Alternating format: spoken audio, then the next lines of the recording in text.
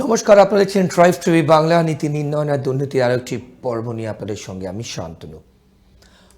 পশ্চিমবঙ্গে প্রধানমন্ত্রী আবারও এসছেন এবং নতুন 3টে মেট্রো রুট উদ্বোধন করেছেন। প্রচুর মানুষ উপকৃত হয়েছেন এবং তার থেকে বড় কথা, যেদিনকে তিনি কলকাতায় এসেছিলেন সেদিনকে তিনি রাজনৈতিক সভা করেছেন এবং তাতে তিনি যে বার্তা, যে স্লোগান দিয়েছেন, সেই স্লোগান দেওয়ার পর থেকে বিজেপি কর্মীরা, বিজেপি নেতারা, বিজেপি নেতৃত্ব, বিজেপি নেত্রীরা উজ্জীবিত হয়ে গেছেন, ইন্সপায়ার্ড হয়ে গেছেন।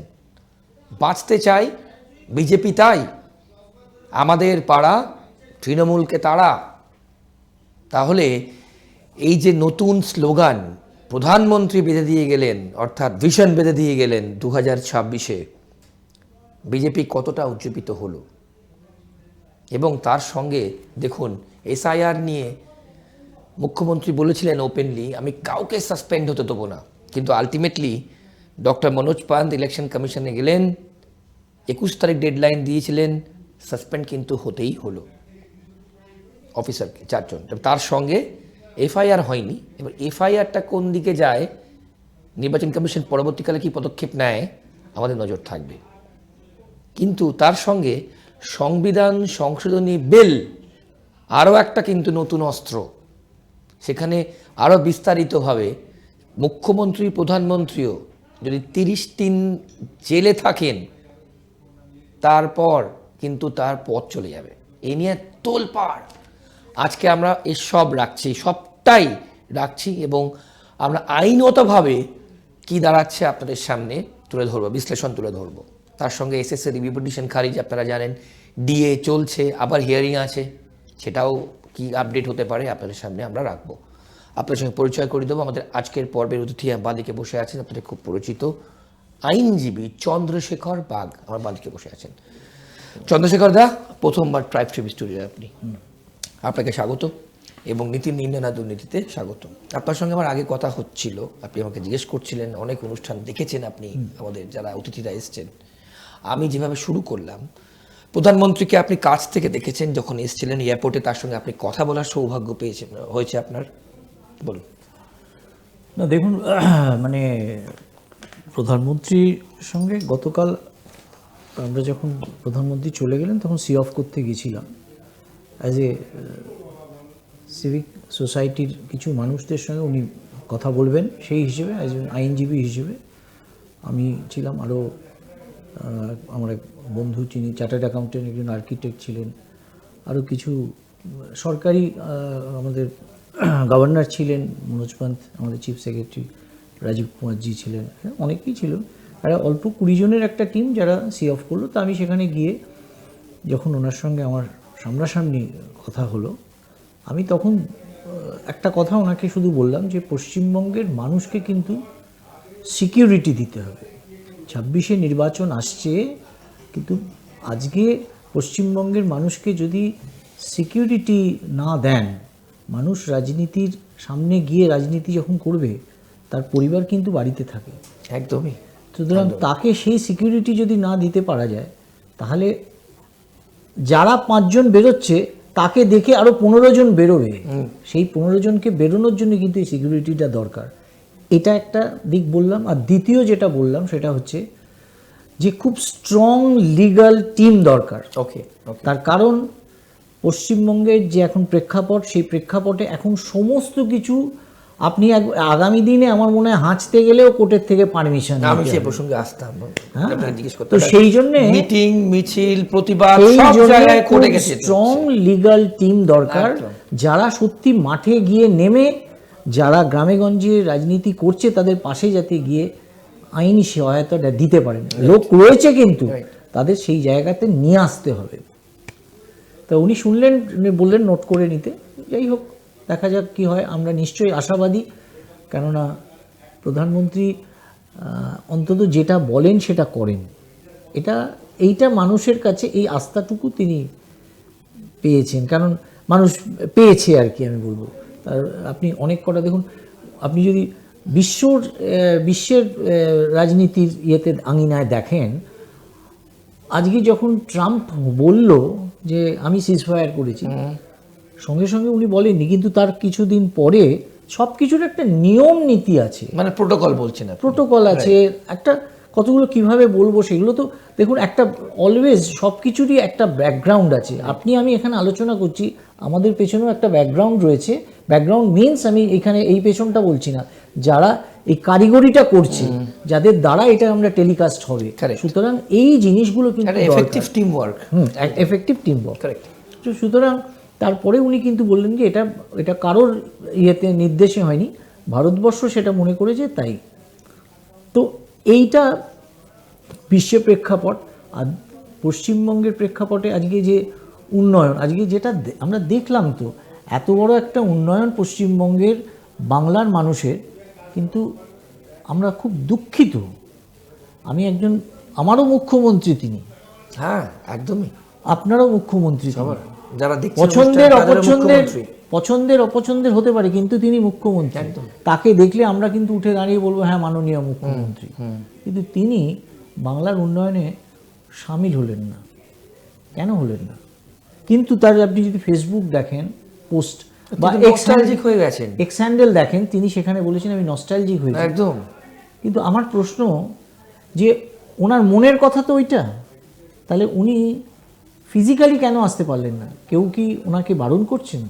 উনি কি নিজের স্বমহিমায় চলেন না? কারণ মাননীয় মমতা বন্দ্যোপাধ্যায় কিন্তু আবেগে চলেন, এটা সবাই জানে।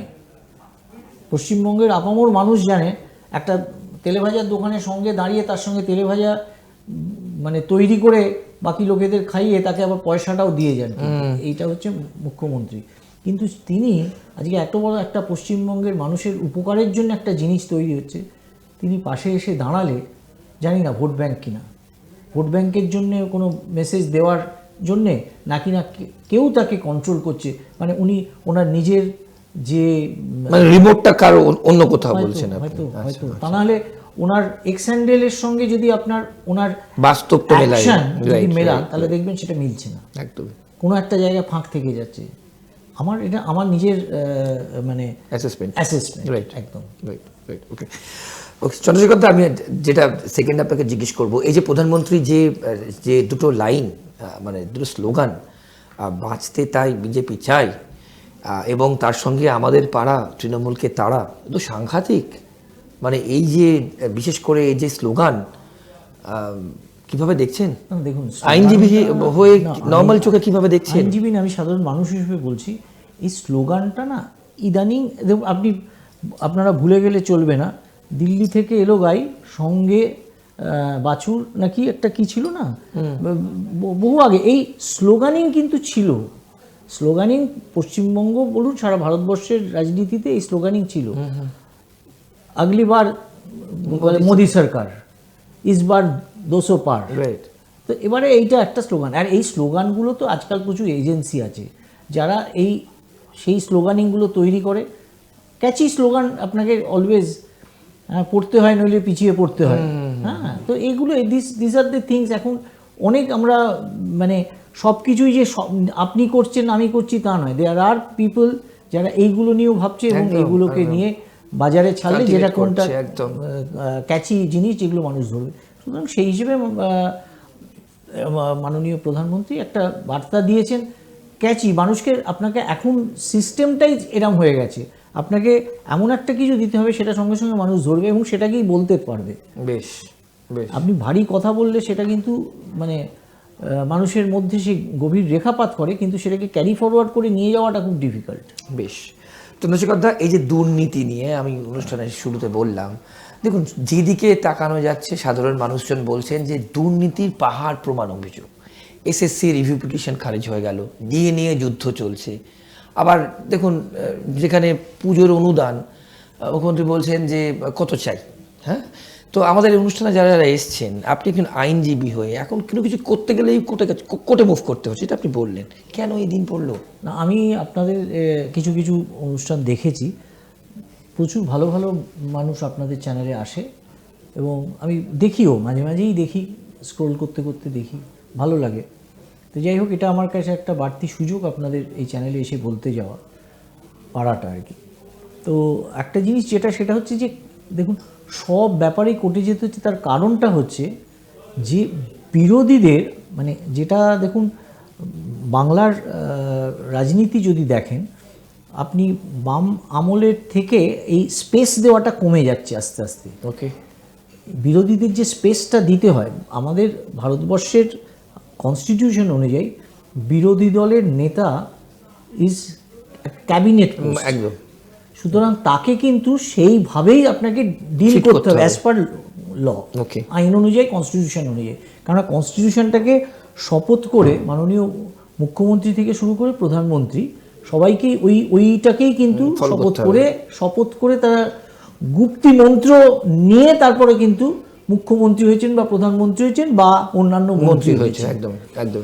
এখন তার সঙ্গে এই যে 130th যে অ্যামেন্ডমেন্ট, হ্যাঁ, যেটা পার্লামেন্টে প্লেস হলো যে তাদের বিরুদ্ধে 30 দিন তারা জেল কাস্টাডি হয়। খুব খুব গুরুত্বপূর্ণ তথ্য কিন্তু দর্শকদের বলবো। যে 30 দিন যদি তাদের মানে পুলিশ কাস্টাডি আবার জেল কাস্টাডি হয়, তার মানে আমরা আমাদের যে লিগ্যাল টার্মে বলি দুটো রিমান্ড, ওকে, 14 দিনের করে রিমান্ড হয়। একবার যদি পুলিশ কাস্টাডিতে অ্যারেস্ট হয়, পুলিশ কাস্টাডি হলে 5 দিন হতে পারে যাবে, কিন্তু রিমান্ডটা আবার মামলাটা আসবে 14 দিন পরে। ওকে, আবার দ্বিতীয়বার যখন তার আসবে তখন ঠিক তার 14 দিন মানে 28 দিন হয়ে গেল। 28 দিন। Okay. তা 28 দিনটাকে সেই দুটো রিমান্ডের পর 30 দিনটা হচ্ছে আপনার ক্রাইটেরিয়া। তার মানে দুটো রিমান্ডেও আপনার যদি জামিন না হয় তাহলে আপনাকে মন্ত্রিত্ব রাখা হবে?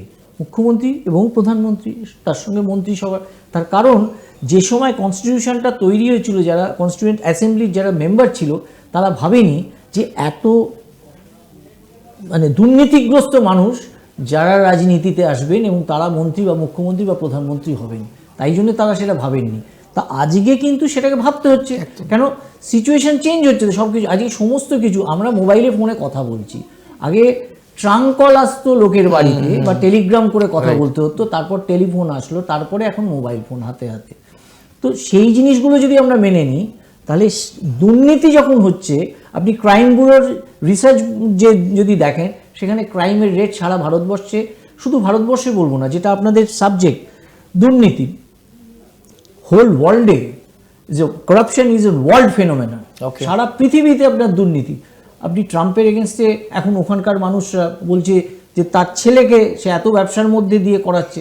তো এইটা সারা পৃথিবীতে এই করাপশনটা মানে ইটস আ গ্লোবাল ফেনোমেনা। এবং সেইখানে দুর্নীতিকে রুখতে গিয়ে যদি আইন আনা হয়, যারা বারণ করছে তারা কি চাইছেন?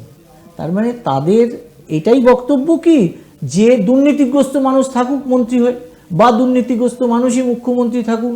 কেন একজন মানুষ, যে আগেকার দিনে তো আমরা দেখেছি যে রাজনীতি কোনো অভিযোগ যদি আসতো, যে মন্ত্রিসভা থেকে মমতা বন্দ্যোপাধ্যায় বেরিয়ে এসেছিলেন, জর্জ ফার্নান্ডেসের এগেইনস্টে একটা অ্যালিগেশন এসেছিল, সেই কারণে উনি বলেছেন দুর্নীতি, আমি থাকবো না, হ্যাঁ দুর্নীতির সঙ্গে আমি থাকবো না। আবার আমরা এটাও দেখেছি মাননীয় প্রাক্তন আমাদের মুখ্যমন্ত্রী বুদ্ধদেব ভট্টাচার্য বলেছেন চোরদের মন্ত্রিসভায় আমি থাকবো না। তো this was the culture of West Bengal. এবং তখন দুর্নীতি হয়নি কি? দুর্নীতি হয়েছে, কিন্তু এখন এত প্রহার প্রমাণ দুর্নীতি, সেই দুর্নীতিকে রোখার জন্য নতুন করে আইন ভাবতে হচ্ছে। সেই আইনটাকে যদি বিরোধী বলুন, আজকে যারা বিরোধী তারা কালকে তো সরকারে যাবে, আজ নয় কাল তারা তো সরকারে আসবে, তারাও তো তখন এই আইন তাদেরও মানতে হবে। তারাও তখন বলবে যে যারা করছে তাদের বিরুদ্ধে এটাও অ্যাপ্লিকেশন হবে যে আমাদের নেতাদের ধরার জন্য এটা করছে। এগুলো তা নয়। আপনাকে দুর্নীতি মুক্ত যে আমাদের যে কনস্টিটিউশনে যে আইন রয়েছে সেই আইনটাকে মানে সঠিকভাবে তাকে রূপায়ণ দিতে গেলে আপনাকে দুর্নীতিমুক্ত সরকার তৈরি করতে হবে, এবং সেটার জন্য এই পরিবর্তন, এই অ্যামেন্ডমেন্ট 130th অ্যামেন্ডমেন্ট। বেশ, ওকে, খুব বিস্তারিতভাবে ব্যাখ্যা করলেন। দর্শকরা হয়তো অনেকে জিজ্ঞেস করেন আমাদের অন্যান্য পর্বে, আপনারা হয়তো আপনাদের প্রশ্নের উত্তর পেলেন। এবার একটু এসআইআর দিকে যাই। চন্দ্রশেখর দা, এসআইআর এই যে রিভিশন, ইলেকশন কমিশন তো এসআইআর করবেই, কিন্তু আমার আপনার কাছে দুটো স্পেসিফিক প্রশ্ন। আপনি একজন লয়ার, আইনজীবী, এই যে নির্বাচন কমিশন যা বলেছে 21 তারিখ ডেডলাইনের পর এফআইআর কিন্তু করা হলো না, সাসপেনশন হলো, তাহলে মুখ্যমন্ত্রী বলেছিলেন আমি সাসপেন্ড করতে দেবো না, কি তার প্রভাব পড়বে? এক। আর দুই, আইনতভাবে নেক্সট কি স্টেপ নির্বাচন কমিশন নিতে পারে? আচ্ছা, নির্বাচন কমিশন ভাবলে আমরা একটাই নাম আগে প্রথমে ভাবি, টিএন শেষন। একদম। তার কারণ হচ্ছে তিনি পথিকৃৎ। তিনি বুঝিয়ে দিয়েছিলেন যে ইলেকশন কমিশনের ক্ষমতা আজকে কিন্তু আমরা আলোচনা করছি, কিন্তু সেদিন তিনি এই একই কনস্টিটিউশনে যা লেখা আজ সেদিনও ছিল, আজও আছে, নতুন কিছুই হয়নি, কিন্তু you must know how to implement, okay, সেটা জানার দরকার। এবং সেটার জন্য তখন কিন্তু সমস্ত বিরোধী দলেরা, কিন্তু তখন বিজেপি বলুন, কংগ্রেস বলুন, সবাই টিএন সেশনের বিরোধিতা করেছিল, কিন্তু টিএন সেশন তার নিজের অটলভাবে। এবং আজকে আমরা এই যে সিআরপিএফ প্যারামিলিটারি ফোর্স বুথে দেখি, মানে সেন্ট্রাল ফোর্স, হ্যাঁ, সেই ফোর্স কিন্তু ইন্ট্রোডিউস করা হচ্ছে টিএন সেশন যে সময়। একদম। তা আজকে যে ইলেকশন কমিশন রয়েছেন, আজকে প্রেক্ষাপটটা বুঝতে হবে, 2025-এর প্রেক্ষাপট, আজকে যেভাবে দুর্নীতি হচ্ছে, যেভাবে মানে যে জাতীয় জায়গায় মানে যারা, তার আরেকটা জিনিস যেটা বলার দরকার, সেটা হচ্ছে টিএন সেশনের সময় হয়েছিল, সেটা হচ্ছে আপনার এক্সপেন্ডিচার। আপনার এক্সপেন্ডিচারের কত টাকা আপনি পাচ্ছেন এবং কত টাকা আপনাকে খরচ করছেন, তার একটা হিসেব করে দিতে হতো, যেগুলো আগে এগুলো ছিল না। এগুলো সমস্ত কিন্তু টিএন সেশন তৈরি করেছিলেন সেই সময়, তার আইনে বলা আছে, এগুলো উনি ইমপ্লিমেন্ট করেছিলেন স্বচ্ছতা আনার জন্য, ট্রান্সপারেন্সি আনার জন্য। তা আজকে গণেশ কুমার যেটা করছেন এসআইআরটার কারণটা কি, যে আপনি যদি সিটিজেন হন আপনি ভোট দেবেন, এর মধ্যে আর কিছু বক্তব্য নেই। তো বিরোধিতা, সেটা কি যারা বিরোধিতা করছেন তারা কি এটা বুঝছেন না, বা বুঝেও এটার বিরোধিতা করছেন না, বিরোধিতা করার জন্য বিরোধিতা করছেন? আপনি যদি এখানকার সিটিজেন না হন, সিটিজেন হতে গেলে আপনার সিটিজেনশিপ অ্যাক্ট আছে, সিটিজেনশিপ অ্যাক্টে পরিষ্কার বলা আছে এখানে যদি জন্মান তাহলে আপনি সিটিজেনশিপ পাবেন, বা এখানে যদি বিয়ে হয়ে আপনি আসেন, হাজবেন্ড যদি এখানকার হয়, তাহলে আপনি স্ত্রী হিসেবে আপনি সিটিজেনশিপ পাবেন। আর কতগুলো ক্রাইটেরিয়া রয়েছে যেগুলো সিটিজেন হতে পারে। তো সিটিজেন একমাত্র যে ভোটটা দেবে। ভুয়ো ভোটার ছিল, আগে হয়েছে, আমাদের অভিষেক বন্দ্যোপাধ্যায় বলছে পার্লামেন্ট তাহলে বন্ধ করে দিয়ে নতুন করে নির্বাচন হোক, কারণ ভুয়ো ভোটার সমস্ত তারাও ভোট দিয়েছে, হয়েছে। ওই ভোটার লিস্টে তো পশ্চিমবঙ্গ সরকার রয়েছে, সেটা বলছেন না। কিন্তু কথা হচ্ছে যদি একটা ভুল হয়ে থাকে, সেই ভুলটা রেকটিফাই করব না, বা রেকটিফাই করলে তাতে আপত্তিটা কোনখানে? তো সেটাই তো উনি চেষ্টা করছেন, যে একটা টোটাল রিভিউ করার, এবং সেটা ঘরে ঘরে মানুষের কাছে গিয়ে ডিটেলিংটা নিচ্ছেন, যে মারা গেছে কিনা এখানে থাকে। বিরোধীরা বলছে যে ভোট চুরি করছে ইলেকশন কমিশন, তো মারাত্মক অভিযোগ চন্দ্রশেখর দা। এটা একটা অভিযোগ, এই ভোট চুরি। ইলেকশন কমিশন, সুপ্রিম কোর্ট পরিষ্কার ইলেকশন কমিশনকে, যারা মামলা করেছিল তাদেরকে বলেছে যে 15 জন মানুষকে এনে দেখিয়ে দিন আমাদেরকে, যে যারা মৃত বা ওখানে থাকে না সেরকম মানুষের ভোট ইয়েতে রয়েছে, তাদের এনে আপনারা বলুন, তারা এনে অ্যাফিডেভিট করে দেখাতে পারেনি। কিন্তু যারা 10টা মামলা হয়েছে সুপ্রিম কোর্টে এই এসআইআরকে, বিহারের এসআইআরটাকে চ্যালেঞ্জ করে, কিন্তু তারা এখনো অবধি এফিডেভিট দিতে পারেনি। আর ইলেকশন কমিশন তো পরিষ্কার বলেছে যে যাদের নাম বাদ যাবে তাদের প্রত্যেককে ইন্ডিভিজুয়ালি, প্রত্যেককে হিয়ারিং শুনানি হবে, শুনবে যে কেন তোমার নাম বাদ যাচ্ছে, কেন। আজকে ধরুন আমি এখানে চাকরি করি, বহু জায়গায় যেটা হয়, এই যে পরিযায়ী শ্রমিক চলে যাচ্ছে, ওখানে গিয়ে থাকছে, রোজগার করছে, ওখানে ভোটের সময় এখানে এসে ভোটটা দিচ্ছে বা দিচ্ছে না, ভুয়ো ভোট পড়ছে। সিস্টেমটা যদি এই রকম হয় যে ওখানে যদি আমি থাকি, আমার এখানকার নামটা ডিলিট হবে, আমি ওখানে আমার ভোটটা নাম তুলব, যেদিন আবার ওখান থেকে চলে আসবো এখানে এসে আবার ওখানের নামটা ডিলিট করে এখানে এসে ট্রান্সপারেন্সি। রাইট। আপনাকে তো সিস্টেম, অনেক ভুল কিছু ছিল, তখন সেই ভুলগুলোকে রেকটিফাই করতে করতে তো আজকে জায়গাটায় আসছে, সেইটাই করা উনি চেষ্টা করছেন। সেটা নিয়ে মামলা হয়েছে, সুপ্রিম কোর্ট বলেছে আধার কার্ডকে ঢোকাতে হবে। ইলেকশন কমিশন বলেছে যে যাদের নাম বাদ গেছে তাদের আধার কার্ড নিয়ে তারা আবার একটা দরখাস্ত করবে, সেই আধার কার্ডগুলো যদি জেনুইন হয় তাদের নাম ঢুকবে।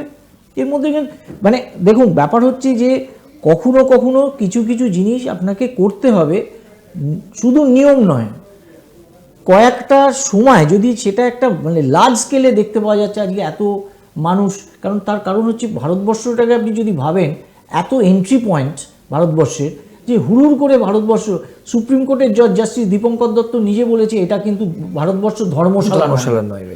হ্যাঁ, তার কারণ সবাই এসে যাচ্ছে, এসে এখানে যে কোনো জায়গা থেকে ভোটার কার্ড, আধার কার্ড করে নিয়ে তারপর নাম তুলে দিচ্ছে, এবার তাদেরকে ভোট দিতে হবে না। এবার রাজনৈতিক দলগুলো বলছে তাদেরকে ভোট দিতে হবে, তারা যদি সিটিজেন না হয়, যদি ঢুকে থাকে, একটা তো কাট অফ ডেট রয়েছে। তো সেই জিনিসটাকে তো বুঝতে হবে, এটা আইনের কথা, এর বাইরে কিছু উনি যেগুলো করছেন।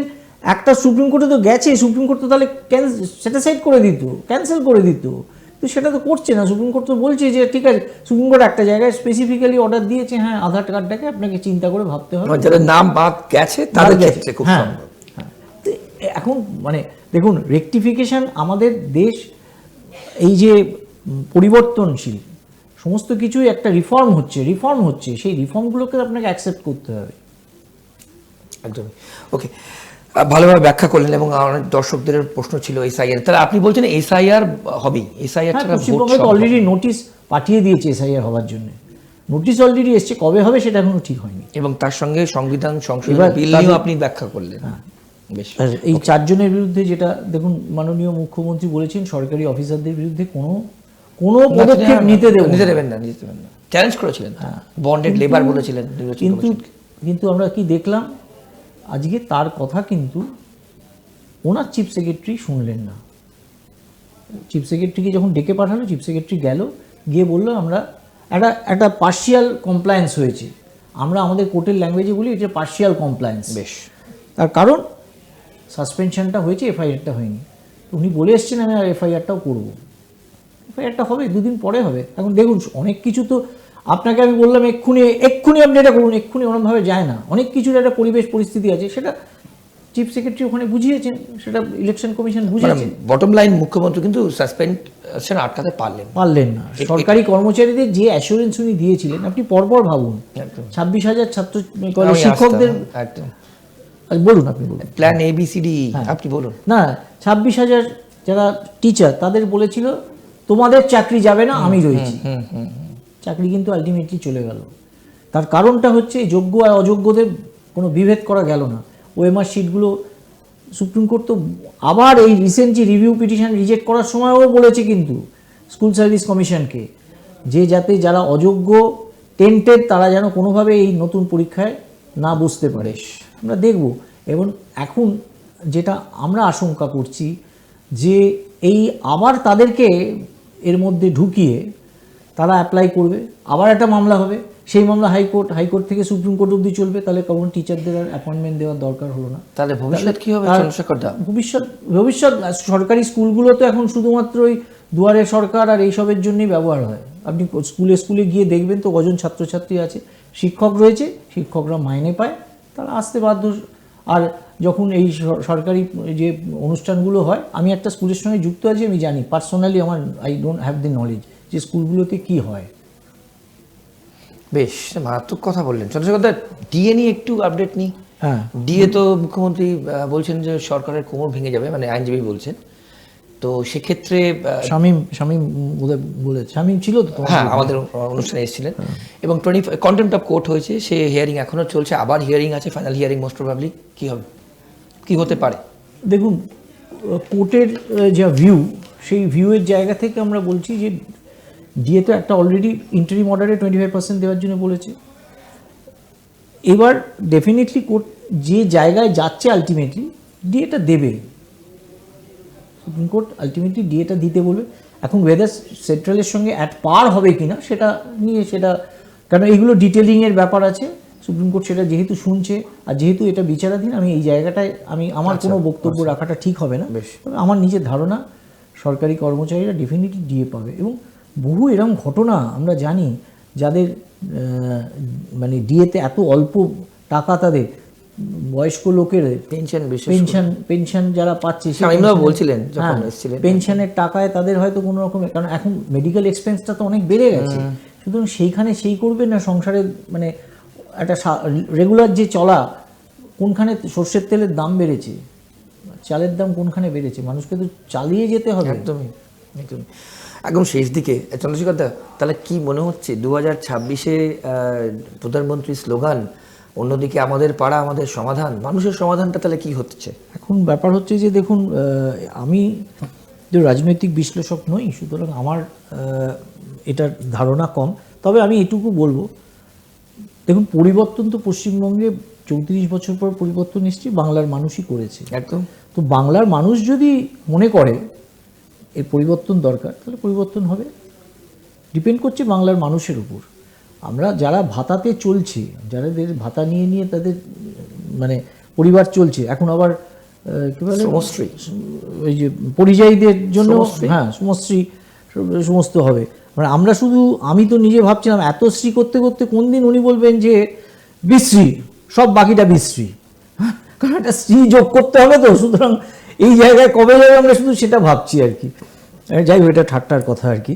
কিন্তু না, একটু ইন্টারাপ্ট করে দিই। এখানে আমাদের যারা কংগ্রেসের নেতারা এসেছিলেন, তার মধ্যে সুমনবাবু এসেছিলেন, সুমন রায়চৌধুরী, উনি বলছেন কুশ্রী বলে হয়তো একটা নতুন উপাধি পশ্চিমবঙ্গবাসী দেখতে পাবেন। হ্যাঁ, না আমার তো যেটা মনে হচ্ছে আমরা খুব ব্যবহার যেটা করি সেটা হচ্ছে বিশ্রী, সুতরাং ওটা কবে উনি কিসের নাম দেবেন আমি জানি না। যাই হোক, কিন্তু এই যে ভাতা দিয়ে দিয়ে মানুষকে, দেখুন আজকে দিল্লিতেও তো এই একই জিনিস ছিল, কিন্তু সেই সরকারও তো পড়েছে। ডিপেন্ড করছে যদি সেন্ট্রাল গভর্নমেন্ট 2011-এ যেভাবে নির্বাচন হয়েছিল সেই নির্বাচন যদি হয়, তাহলে ডেফিনেটলি পশ্চিমবঙ্গে পরিবর্তন হবে। সাধারণ মানুষ, আপনি, আমি, টিভির পেছনে যারা রয়েছে তারা যদি চায় নিশ্চয়ই হবে। আমি একদম শেষ লাইন নেবো আপনার, একদম দুটো আমি শব্দ বলবো, আপনি যে করে একটা শব্দ বলবেন দর্শকদের জন্য। 26-এ পরিত্রাণ না পরিবর্তন? অবশ্যই পরিবর্তন, অবশ্যই পরিবর্তন। অনেক ধন্যবাদ চন্দ্রশেখর দা আপনার সময়ের জন্য, অনেক ধন্যবাদ।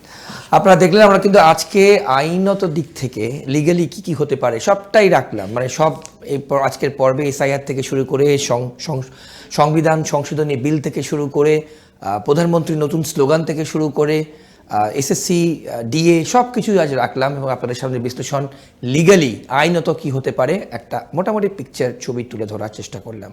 কেমন লাগলো আজকের পর্ব আপনারা বলবেন এবং আপনাদের সুচিন্তিত মতামত লিখবেন। আজকের পর্ব এ পর্যন্তই। অন্যান্য সব খবরের জন্য আপনাদের চোখ থাকুক ট্রাইব টিভি বাংলার পর্দায়। নমস্কার, ভালো থাকবেন।